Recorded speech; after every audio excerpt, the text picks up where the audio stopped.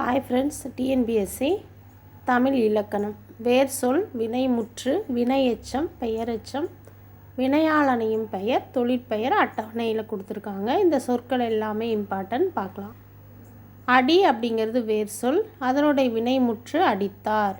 வினையெச்சம் அடித்து, அடித்த, அடித்தாரை, வினையாளனையும் பெயர், தொழிற்பெயர் அடித்தல்னு முடியுது. பார் அப்படிங்கிற வேர் சொல்லுக்கு வினைமுற்று பார்த்தால். பார்த்தான், பார்த்து, பார்த்த, பார்த்தானை, வினையாளனையும் பெயரில் பார் அப்படிங்கிற வேர் சொல் பார்த்தவனை அப்படின்னு வரும். பார்த்தல் அப்படிங்கிறது தொழிற்பெயர். மண் அப்படிங்கிறது மலர்ந்தது,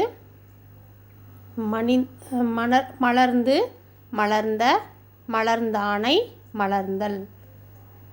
அடுத்தது செய், கத்து, இதெல்லாம் பார்த்துக்கோங்க. நன்றி, வணக்கம்.